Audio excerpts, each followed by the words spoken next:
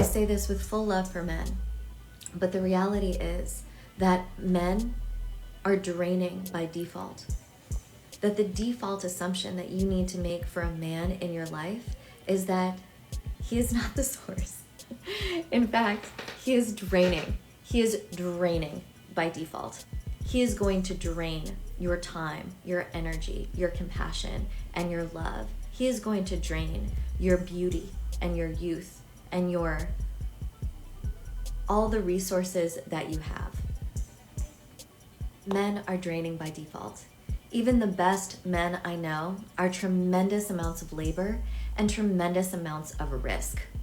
That just having a man in your life is going to bring you more labor. I would argue women are the ones who are more draining. Why? Because women are the ones who have the higher expectations of everything. If the expectations of women are so high and men have to meet them, wouldn't the pressure be more on men to level up, and wouldn't that be more draining for them as opposed to a man draining a woman? Y'all let me know. Let's continue. Maybe let me listen more. Let's continue. It's going to be your domestic labor, your emotional labor, your spiritual labor, because as women, we are the source, which means that we are giving by default.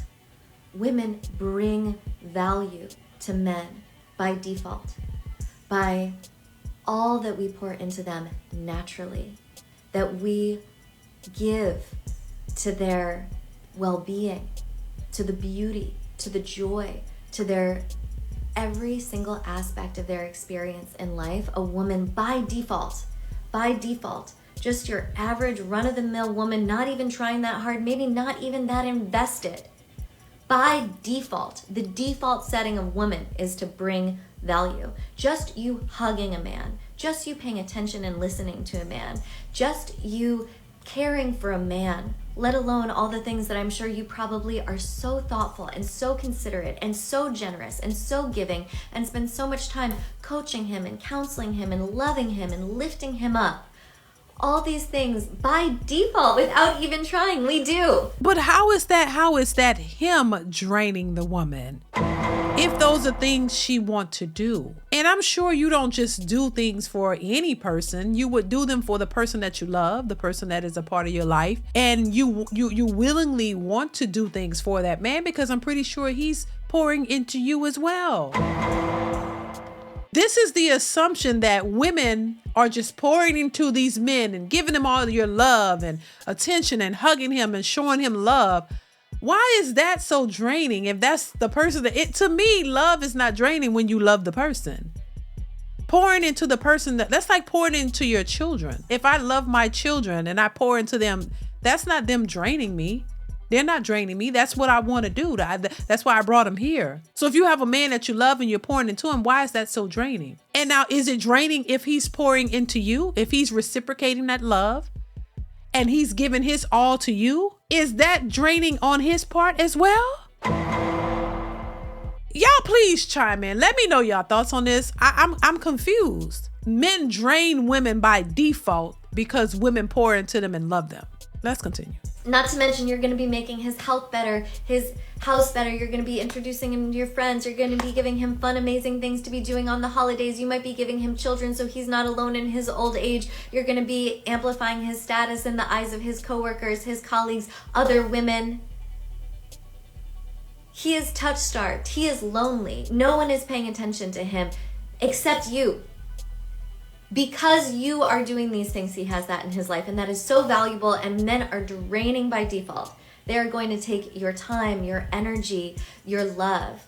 And the way that they counterbalance this is if a man starts pouring back into you by appreciating you as the source.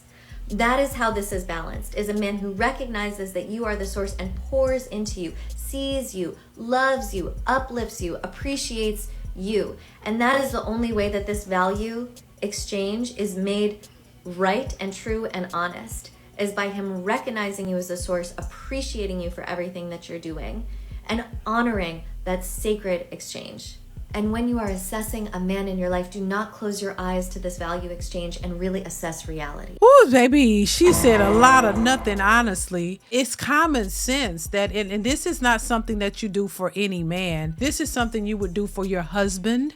So if you have a man who loves you and pours into you, you quite naturally should want to pour into him. It's a reciprocal thing. And if you're out here dating men, or if you're with a man who's not doing that and could care less about you, and vice versa, then, I mean, so she basically saying that you need to have a man who's going to reciprocate that love and care. Well, for sure.